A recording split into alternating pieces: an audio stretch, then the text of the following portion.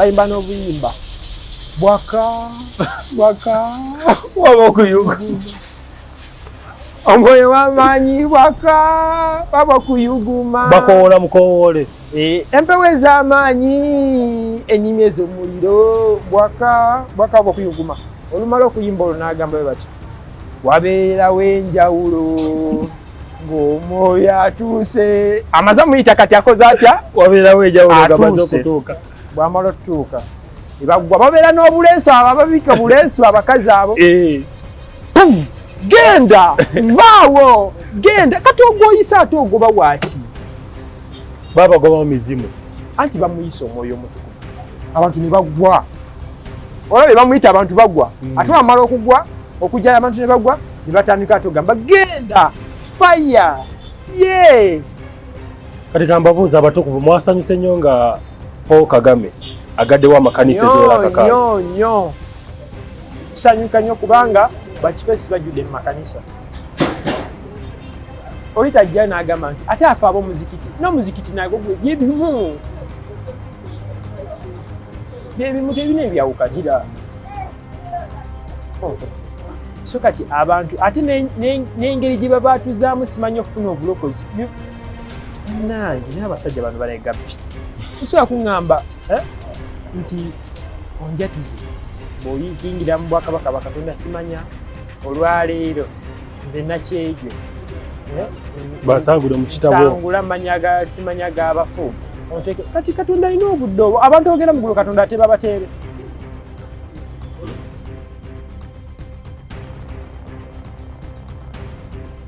abagala apartment ne A&Bs bane musobola okujja wano ku Infinity Terrace wano e Bukoto tuli wano kumpi ne Shell osobola okujja abagala A&Bs abagala okola house parties abagala okuteeka birthdays akafo kalungi ka ambiance keeko abagala okunywa ku whisky abagala okufuna cocktails ne mocktails abagala okunywa ku mwenge oyagala kunywa kabiyako uno wano omutukuvu atugambye omwenge nywa kabiya tekalina buzibu omwenge nywa n'embizi lya jangu wano kafo kalungi nnyo osobola okusinzirira wano n'oluvoono tugenda kwemisaamu yabyogedde sigaani kati soke tuddeyo tukyali kyekumi sinna kunnyonnyola ku pulezidenti wano tojja kujja otowali buzibu eyatayimu waali so kunnyonnyodde malayika afuuka atya naakula ne bumuvaako nnyonnyola oli pulezidenti nzebo anti buto kati malayika babubagire keesi genda ku bbiri teri bukesi bw'abaana bato kubiri weebulire kyaki eryawo gumpi osegeera kati nabbi mu mulembe guno olanga ki mbuuza nabbi ku mulembe guno kati mlindako katono akasokolindeko mpaayo omulembe nga gwalina nabbi asukka mu omu teguliiyo kati guno gulina mameka abayitirivu naye bayibuli yabalanga dda bannabbi b'obulimba banajja ndowooza be bano rabe bayibuli eyogera ku bannabbi b'obulimba balijja teyogera ku batuufu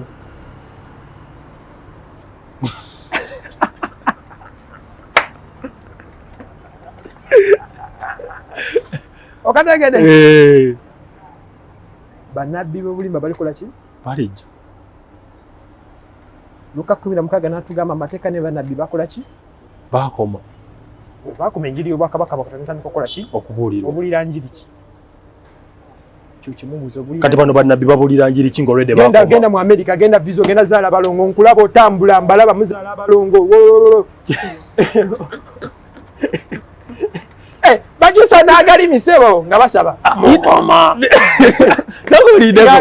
ennimi zino sitaani tokolidde mu katono abatulaba ku Brown Skin Events tulina ebintu 5 bingi si 5 bingi obabbira abantu bajusa agalimi agalabozidako abatulaba ku Brown Skin Events tugenda kwogera ku bannabbi abasumba simanya ababulizi benyi bonna tugenda babuulirako tugenda kwogera mu kubatiza tugenda kwogera ku nnimi tugenda kwogera ku mafuta tugenda kwogera ku bisiibo tugenda kwogera ku bifaananyi leero tuli ku kimu kya 10 tutandikira awo yango kisenge kyemade kunyonyola kati akyusa n'agaloboozi oyo nemba mukoma ya shandere bobobobo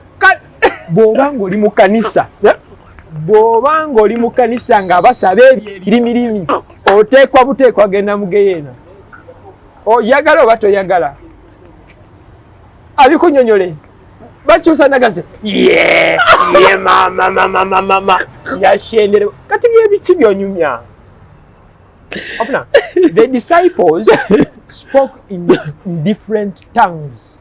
What was the meaning of that particular statement? Lutegeeza nti bayogera mu nnimi ez'enjawulo si birimi bano boogera birimirimi after they olulimi olwo oluga olina okuinterpretinga omuntu ategeere byobadde oyogera soko kaddemu bulungi omwoyo omutukuvu yabakako buli muntu yayogera mu lulimi olw'enjawulo yayogera mu Hebrew yayogera mu Lukiye onfuna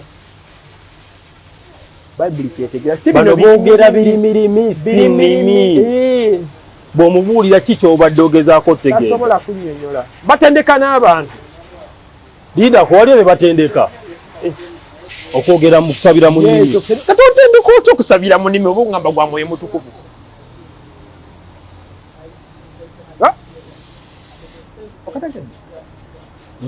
ate ekituuka ne ku kyekumi kye tuliko wano bakyusa agalimi okolimiddwa leeta marasi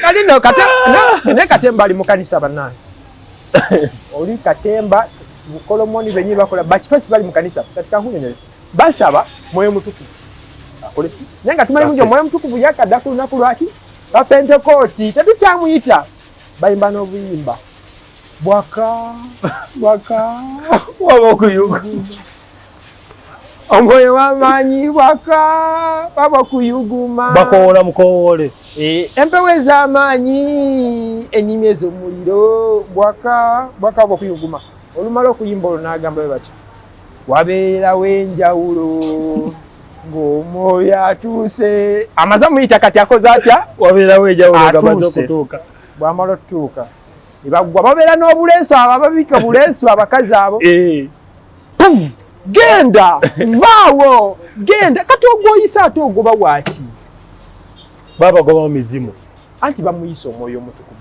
abantu ne bagwa olabye bamuyita abantu bagwa ate bamala okugwa okujjayo abantu ne bagwa ne batandika ate ogamba genda faya ye kati kambabuuza abatukuvu mwasanyuse nnyo nga Paul Kagame agaddewo amakanisa eziwera kakaaga nnyo tusanyuka nnyo kubanga bakifesi bajjudde mu makanisa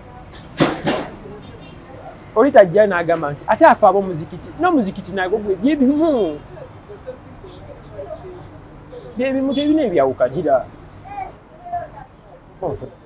so kati abantu ate n'engeri gye baba atuzaamu simanyi okufuna obulokozi bannange n'abasajja bano balegabbi osobola kuŋŋamba nti onjatuze bw'oyingira mu bwakabaka bwa Katonda simanya olwaleero nze nakyejwe basangule mu kitabo sangula simanya g'abafu kati Katonda alina obudde obwo abantu ogenda mu ggulu Katonda ate babateere abantu agenda mu ggulu Katonda ate babateere ono ayise kamusangule mu kitabo babisoma enjatuze entuufu omuntu okuyingira mu bwakabaka bwa Katonda ne mu Baruumi 10:8 tulubasomere tumale tuddeyo twakomyewa mu kubala tugenda mu kyobo amateeka limaze okufuuka etteeka soke tuyingireko wano katono Abaruumi ate wano woolina omuntu wakubuza ekibuzo Katonda alokola atya era awonya atya wano olunyiri lumuddamu tambula nga Yesu bw'atambula so tambula nga Yesu bw'atambula bwe yatambula ate omubuuza tambula nga Yesu bwe yatambula kozi tuli mu bwakabaka bwe buli bwakabaka bulina entambula yaabwo yasanga omuganda gamba Yesu oli muganda gwani nti nze Ssegawa nti tambula mu omuganda bw'atambula atandika okutambula bwakulaba ng'okunnumba ng'agamba laba lino ova Ruhama kati mbova Ruhama kati olwe Abaruumi 18 bwe tutyo bwe tulina okutambula bali mu Yesu Kristo era bye bino ebigambo byolina okwatula bw'oyingira mu bwakabaka bwe because buno bwakabaka bwaki bwe tutyo bwe tutambula tuli basomera Olw'omunaana naye bwogera butya nti ekigambo kiri kumpi naawe mu kamwako ne mu mutima gwo kyekigambo ekyokukkiriza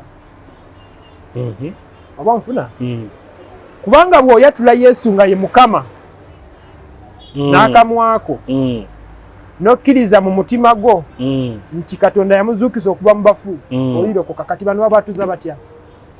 Sangula amannya gange gajja mu bitabo by'abafu biteeke mu by'abalamu mubisoma gwe musumba gwe mubbi genda bwebisoma kikino omuntu byateekeddwa okwatula akkiriza babisoma wa genda beegunjizawo bwegunjiza byabo anagamba Sitani genda oba nfuna ebyo si biba Sitani bamugoba batyo asobedde ate nga beba Sitani tuddayo kunnyonnyodde ekitebe ky'ekikulu kiri ku nsi wano tulabye kubala 18 abaana ba Leevi baweebwa obusika era babalagira nti kino kye kinaabanga ki obusika bwammwe n'empeera yammwe okubanga muweereza mmwe eyokusisinkana. Wano mu kubala tulaba tuli mu 18 okuva ku Lwabiri paka 24 wano already bamaze okufuna omugabo gwabwe lifuuse etteeka era bo Katonda abawadde ekyabwe. Tugamba baliwa Abaleevi katugenda mu kyebyamateeka ekitundu kye-10 kifuuse etteeka stampingiramu ddala ekyamateeka kistampingiramu ekyamateeka kino olw'14 okuva ku Lwabiri paka ku Lwabiri lwongera tukakasa naye tusomewo omulabi asobole okitegeera abenga kitegeera ekyamateeka 14 22 wano balagira baani? Balagira Baleevi basolozenga abantu tolemenga kusoloza kitundu kya 10 ku bibala byonna tolemenga ekyamateeka wano ogenda kundagawo ssente banasumba ze basaba tugende maaso ekyamateeka kusoloza kitundu kya 10 tolemenga kusoloza kitundu kya 10 ku bibala byonna eby'ensigo zo ebinaava mu nnimiro buli mwaka. Dagaawo ssente nti simanya ku kakadde ng'oleeta emitwalo 10. Ani yabirinta?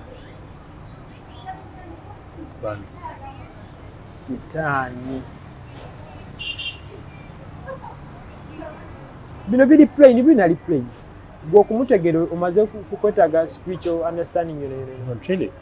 Nemoze kankubuuza omutukuvu. Lwaki ebintu bino abasumba babimakinga to become very complex for the masses to understand? Akutiisa.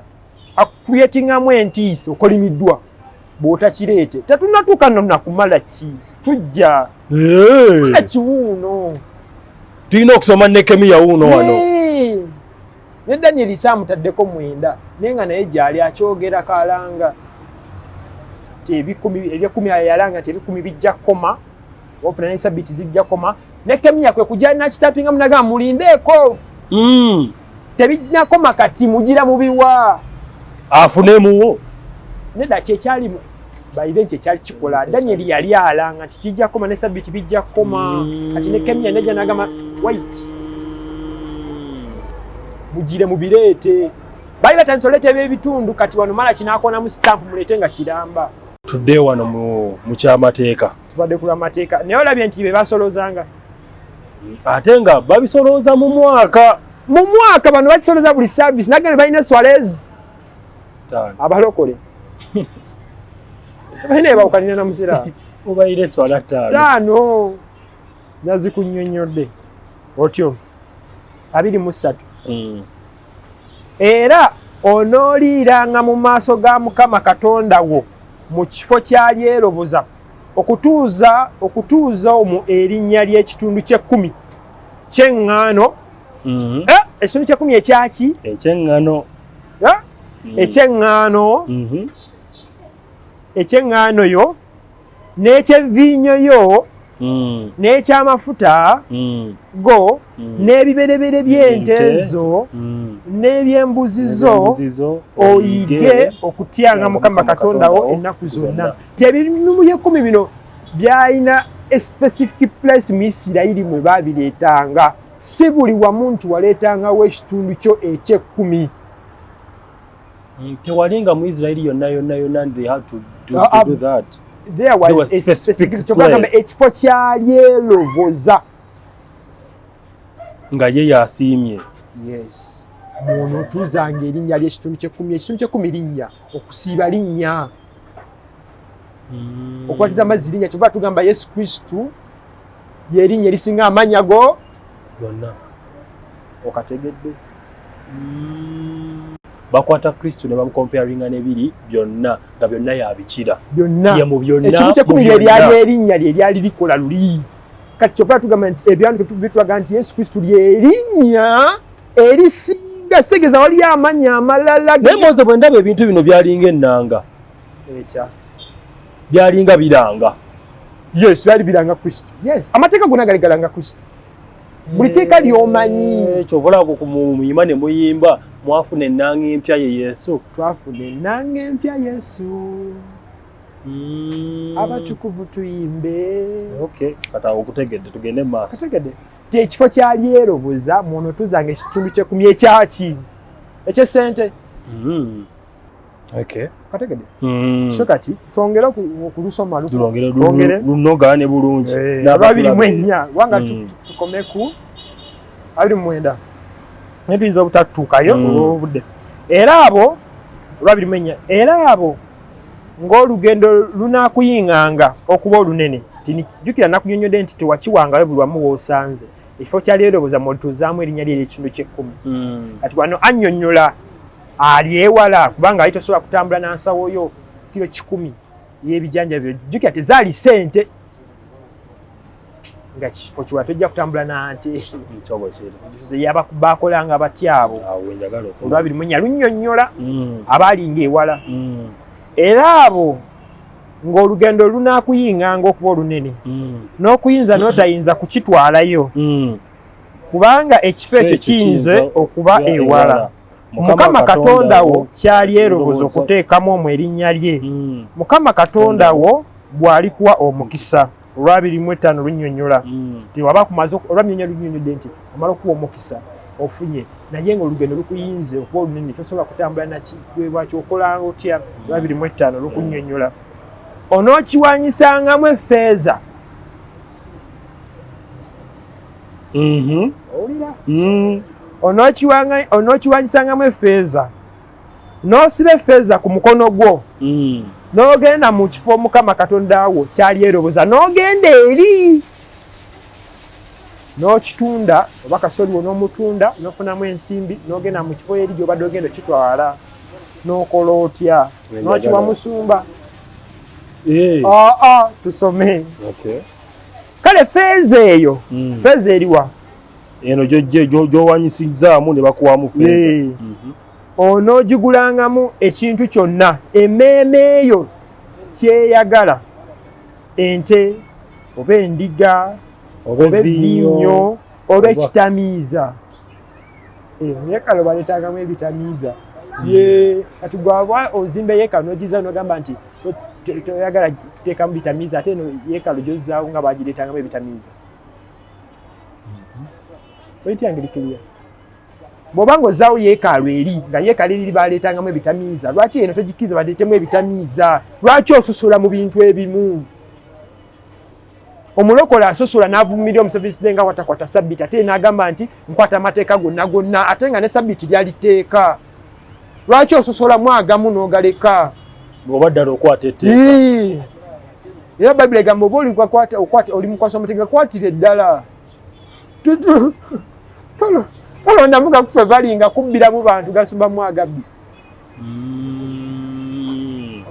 Tugende mu maaso. Ffeeza eyo otegedde nti onoogiwanyisiganya ogulemu ekyo kyonna emmeeme eyo kyeneekola ki? Oba ogulamu ente oba ndiga oba vinnyo oba kitamiiza oba ekintu kyonna kyonna. Kati tulabe ffeeza togiwadde musumba. Olabidde bwe kifa. Kati eri musumba asobola kujja no n'aŋŋamba muntu yenna n'agamba nti nedda tolumaze eyo bakwata ffeeza eyo ne bagitundanga bakwata ebintu ebyo ne batunda ne bajjamu ffeeza ne babiwa omusumba. Wano babiwadde omusumba aguze emmeeme ekyo yakola ki? Olumala we yakola ki? Awo twagala otyo.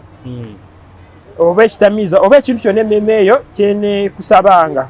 Era onooliiranga eyo mu maaso ga Mukama Katonda wo era onoosanyukanga ggwe n'ab'omu nnyumba yo 27 n'omuleevi ali munda w'enzigi ezo ani abaabeeranga mu yeekaalu abasolozanga eb'ekkumi baleevi bagamba kati n'omuleevi oyo omukolera ki n'omuleevi ali munda w'enzigi ezo tomwabuliranga kubanga talina mugabo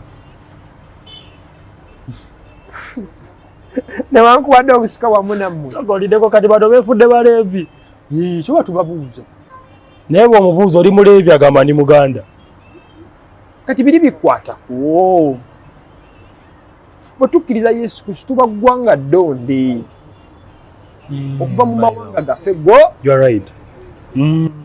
tuba kika kitukuvu kyanvuma obafuna nti ebyedda byonna biba tuba new creation ebyedda byonna nga bikoze eki etwawangayo ng'enkola y'amawanga gaffe bwe yali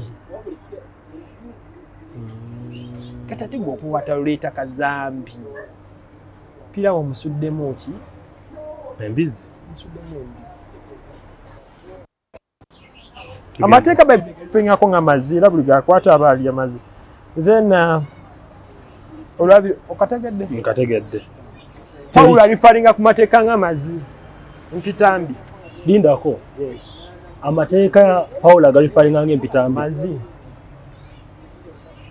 mpitambi mu Luganda kiki byekyo kyoyogedde ssebo akinyonyola ababayizi ogamba empitambi kiki kyekyo kyoyogedde tojja kunjogeza kigambo kyesiri comfortable with katugenda kuyingira mu Malaki tumaze okulaba wano mu Nekemiya wano Nekemiya tuyinza obutasomaayo tumaze okulaba wano mu kyamateeka twalabyewo dda wano si bwe guli tumaze okulaba nti amateeka ekimu eky'ekkumi tebakiwadde oli ekimu eky'ekkumi tulaba nti bwali busika bwabaki bw'abaleevi ku bika 12 yali tebibakola ki be basolonza ebirime byabwe by'engano mu ki byonna baliwanga baki baleevi si ssente nkulaze ne bunyine ssente z'onookola ki ng'egyo ze zajjamu kati abaleerani yabireeta ngenda kugulira yabireeta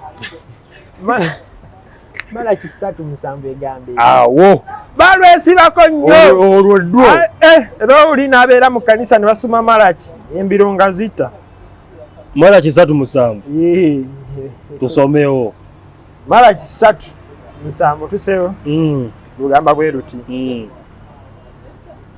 okuva ku nnaku z'abajjajjammwe Malaki meka 7 okuva ku nnaku z'abajjajjammwe nga mukyuka okumanya mu biragiro byange nti nakunyonyodde bulungi okuva ku bajjajja bwabwe jjajja baawe eky'ekkumi Ibrahim yawe eky'ekkumi Yakobo yawe eky'ekkumi wafuna wano nekunyonyola nti wali mu Danieli yalanga mu kitabo kya Danieli yalanga n'agamba nti eby'ekkumi bijja tuuka ekiseera bikome sabbiiti kati abantu ne bawuguka ne babivako Nekemiya kwe kujja n'agamba bannange Abaleevi buno bwe busika bwabwe muleete ebimu by'ekkumi tebunaggwaawo wano olunyiriri kwe kugamba nti okuva ku nnaku z'abajjajjammwe nga mukyuka okukyama mu biragiro byange baali batandise okuvaako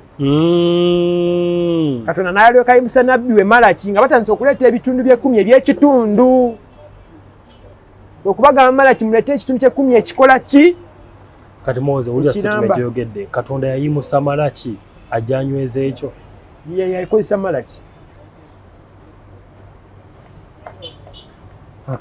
yes Katonda yakozesa Malaki lwaki ng'olwedde gwali mugugu anti bano baali batandise okuva ku biragiro bye batandise oleeta ekitundu eky'ekkumi eky'ekitundu Malaki agamba muleete ekitundu ky'ekkumi ekikola ki ekijjudde baali baleeta bitundu Malaki yakola ki era n'agamba okolimiddwa naye ng'omusumba tannakusomera ekikolimo okolimiddwa naye alina ekikolimo era oba ng'omanyi nti omusumba yakeerako ku makya n'akuteekako agagalo mbw akusabira omukisa olina bisira nti obulaba okyazonga sooka olindeko ogwo omukono gwe bakuteekako nga bakusabira anti nabo balina akusomera mbw okolimiddwa mu Malaki wano okolimiddwa naye tusomewo Malaki 2 Malaki 2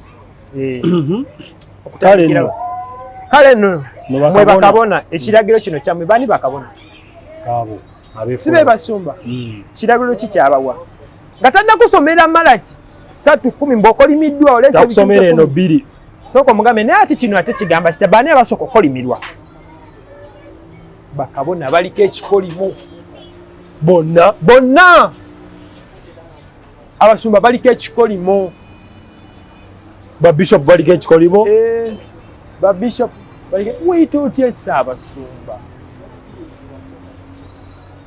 kuba kuvoola kyova Dawudi yali mugezi n'agamba Yesu ye musumba wange seetaagenga balwesibako nnyo naye tebalutegeera. Dawudi yali mugezi gano agasumba gano gabbiganyazi mbwa za mulu tezikuta okategedde kyova ye Dawudi agamba Yesu Kristo yeki omusumba wange seetaagenga. Katongamba otya naawe n'olusanga balutimbye Yesu omusumba wange seetaagenga ng'olina yogenda n'ofukamira Ssaabasumba nsabira omukisa olina amagezi okimanyi nono gwe bayita Ssaabasumba abasinze ku musumba asinga ne Yesu ate nga bannaddiini be batta Yesu osome Matayo 27 okutandikirawo be batta Yesu bannaddiini ba kibishop bakalidinaali Yesu bamwesibako bwesi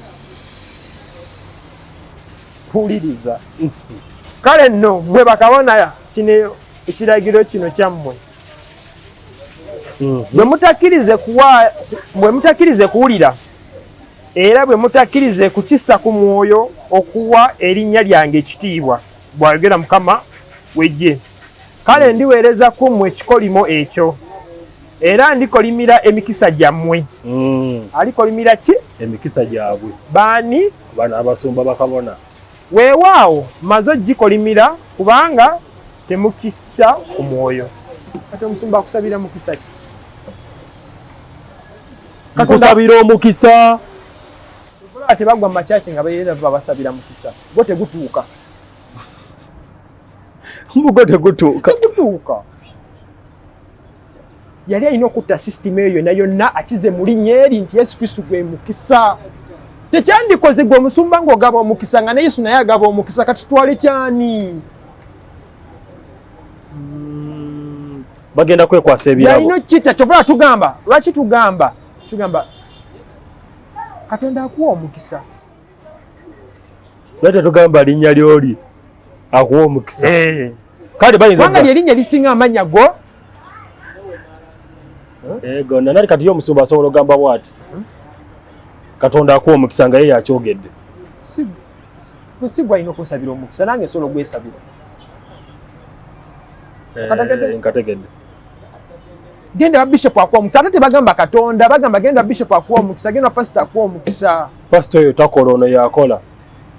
Bapasita b'ennaku zino basa yambu simanya nagenza pastor nenfuna abalongo. Katonda yaba Yesu abamumanyi. Agamba bwe nali ewaka n'ensaba Katonda teyampa zadde lya bwana buwala badde nzaala balenzi. Newe nagenda wa musajja wa Katonda. Nenfuna omwana omuwala. Kati ku Katonda yali asinze eri nga tamufuna ndono ne nabbi awuza agenda sinzana. Era agenda kusinza oli gye yalaga. Isigeza babifunye bonna bamaze genda wa nabbi.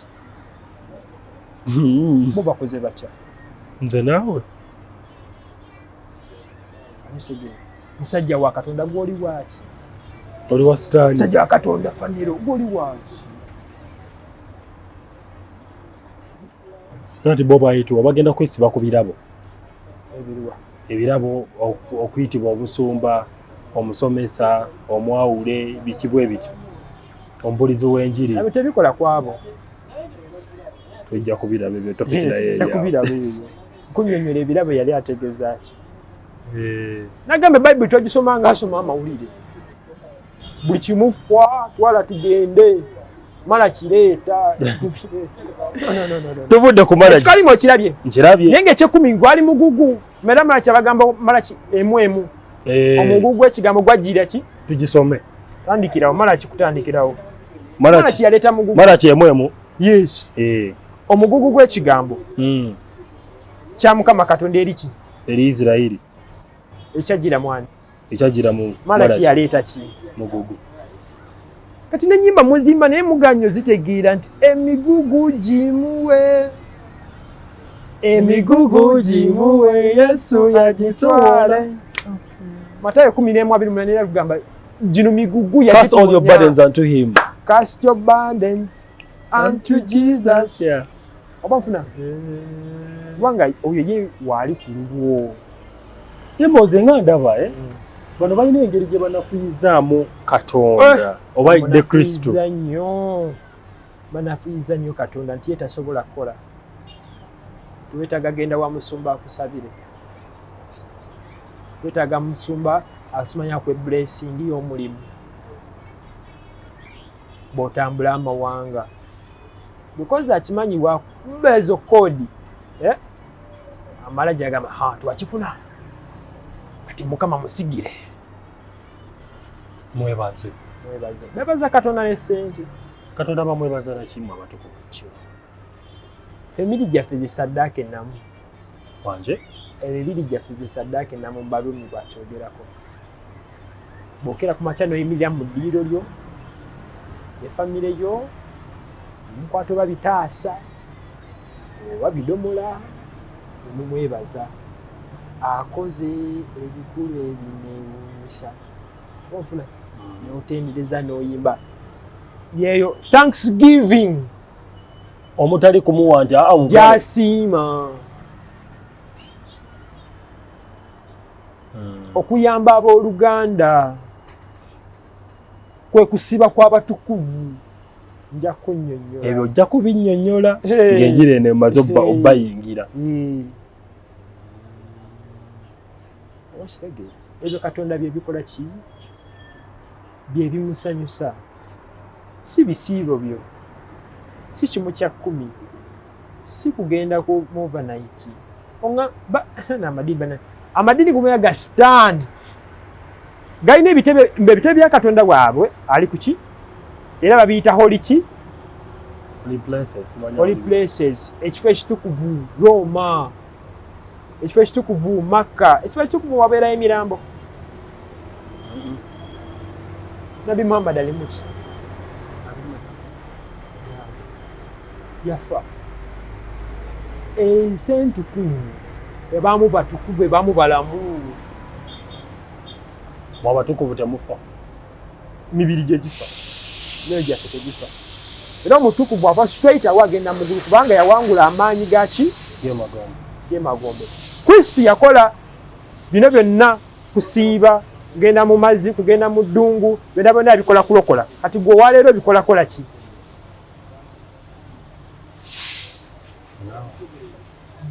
Tuddeyo mu kimu ekyekkumi.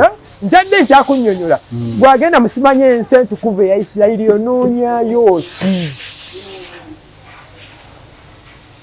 Oluvaawo twavudde mu nsi tusima twageze mu nsi entukuvu ekibiina boosi batukuvu abalimu. Era tebakiclaiminga na kiclaiminga. Yes. Oba otya mu nsi entukuvu toli mutukuvu, tuli mu bufumbo obutukuvu. Ekikola obufumbo obutukuvu mwe mwami n'omukyala nga batukuvu. Kyekikola obufumbo obutukuvu. Tuli mu bufumbo obutukuvu. Balina buyita obufumbo obukatuliki. Tebalina buyita butukuvu. Obufumbo obusatu. Ongamba otya temuli mu bufumbo obutukuvu nga temuli batukuvu. Okay, it makes sense by the way. Tubula abeeyasa divorce zikyeyongedde mu batukuvu teri divorce. You are not allowed. Ate oteekwa nakuba mukazi omu. Gana amadini kuba naye kusomera simanyaawo iteekeddwa kuba nange olina obuyinza ebyo tujja binnyonnyola naye tukyali ku 10. Tumaze okuva ku Malaki. Malaki omulabye. Malaki mulabye abantu aleeta mugugu ogwagira mu kibi. Malaki. Era tulabye nti abasumba bukasito omusumba gagaloge. Bakusabira Sirani kyerere. Bakusabira bisiyani ekyo bulabo kyazunga nnyo. Otyo. Kati tuzze ku present day. Kanisa ya Kristo. Bano kye ba practicing kati. Yes. N'okudako emabega katino. Eri mu yeekaalu mwe bayitanga ebitundu bya 10. Katonda yalimu yali alya. Kyova laba basabanga emmere. Kyova laba kati ffe yeekaalu yaki? Ng'ekigambo kye kyemme eva wa?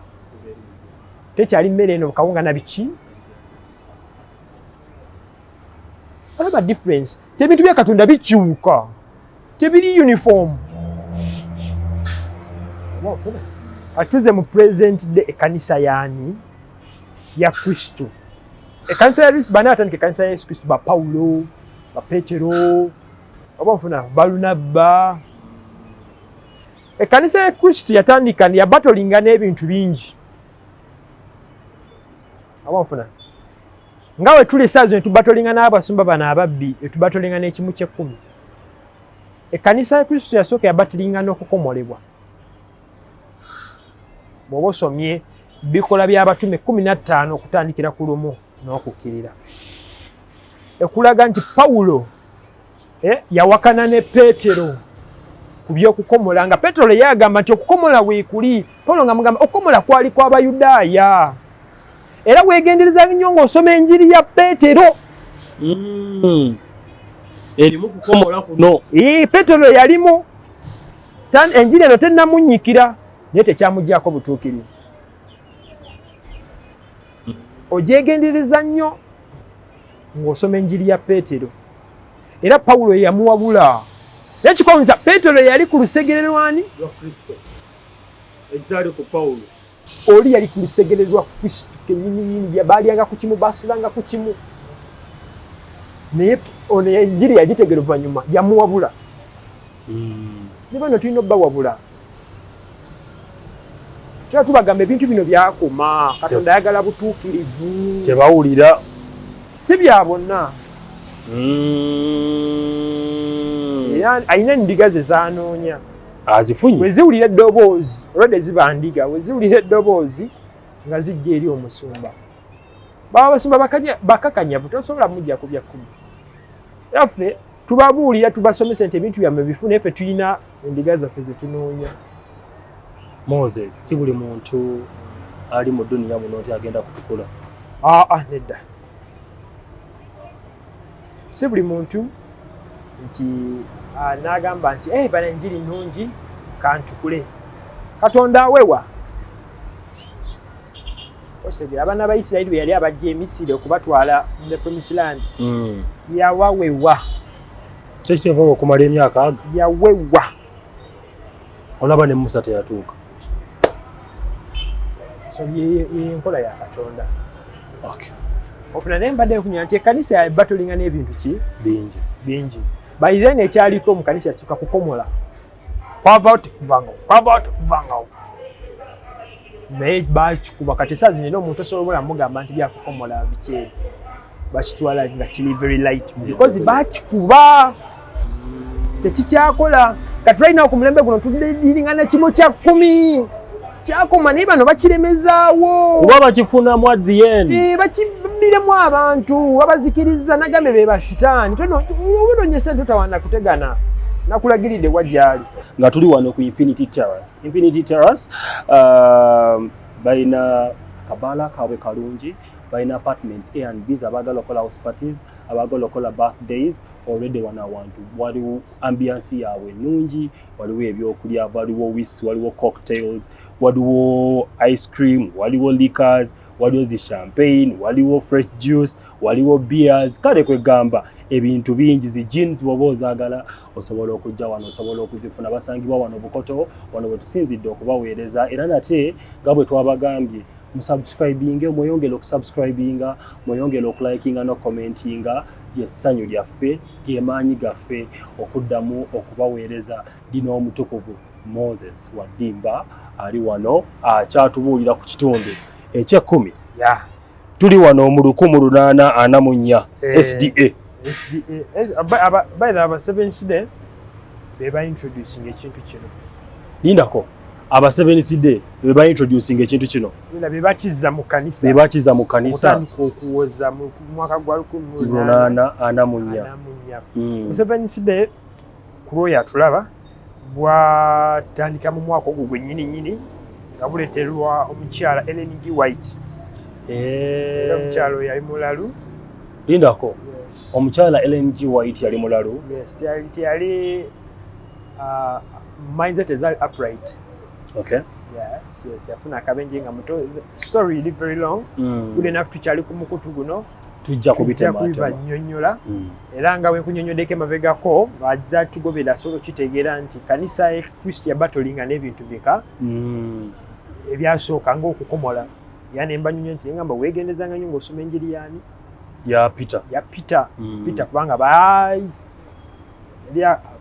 bali mu kusikagana ne Paulo kuki kubyokukomola ndakyo okukomola kwavaawo era kati tekukyaliwo so kati n'ekkanisa ya buluwe ya leero tulwanyisa ekintu ekyo ebikumi banange byakola ki byakoma Katonda teetaaga ki sente zo bonfuna teetaaga bisiibo byo Katonda tamanyi ddiini eyo gy'osabiramu Katonda amanyi butukuvu tuteekwa kuba baki batukuvu kubanga baawulira sala zaabwe era bamanyi abafuna because n'eddiini zino zaakajjabuzi ekibuuzo bazaakajjabuzi edda bo bantu baasabiranga mu ddiini ki ba Pawulo Yesu Kristo basabiranga mu ddiini ki bonna baali batukuvu byandika bitukuvu bitulambika so kati wano n'olunyiriri Ebbulaniya 10 okutandikirawo bye twalukonyeeko nga lunnyonnyola nti ebiweebwayo ne ssaddaaka zibwapa mwali mu biwanzi nti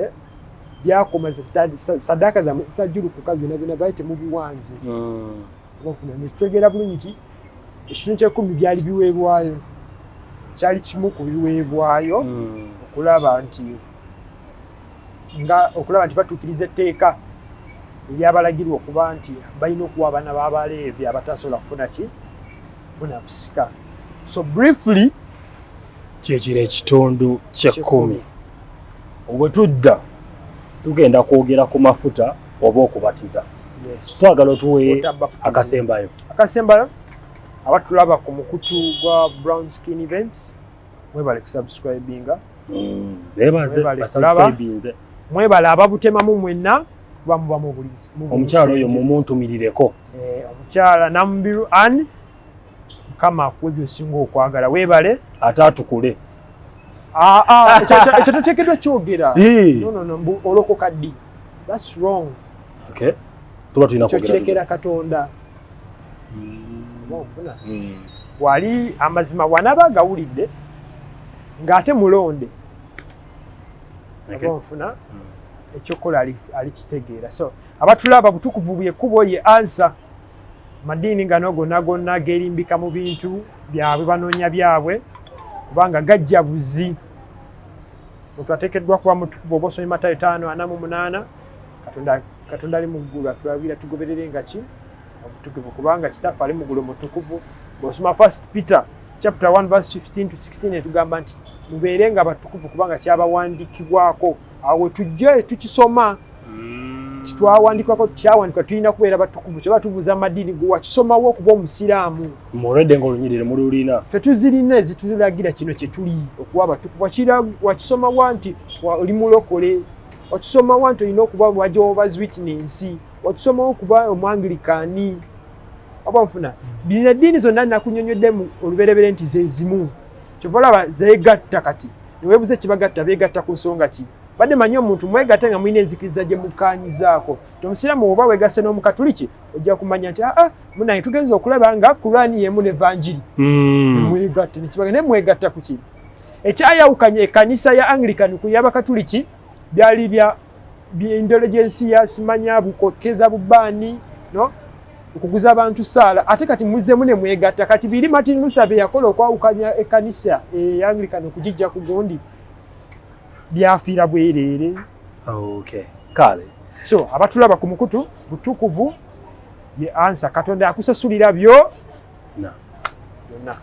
abatulaba ku Brown Skin Events tubeebaliza ddala mwebale kusubscribinga mwebale kulikinga mwebale kusharinga links zino n'abatemamu video zizo ne muzituusa ku mikwano gyammwe ku family zammwe ku bantu bammwe bonna tubeebaliza ddala omulimu gwe mukola gw'amaanyi gwa ttendo era tubakubiriza mweyongere okusubscribinga tujja kusanyuka nnyo nga musubscribinze nga subscription yeeyongedde tujja kusanyuka nnyo nga n'okuziraba n'okutegeera bye tusomesa mubitegedde bulungi ayina kyonna ekibuuzo osobola ogenda mu comment section n'okiwandiika tetujja kubiddamu era tusinziira ku byemwatuzzeemu okusinziira okubaweereza amanya agange nze Douglas Kesegawa bw'oba tonsaze ku Brown Skin Events ojja kunsanga ku Media Now UG mbasaba busabi mugende ne ku Media Now UG musubscribinge ebisingako bwe biti ebiri uncensored muyinza obisanga eyo ayagala okumanya omuliro wajje gunaaba gusinziirira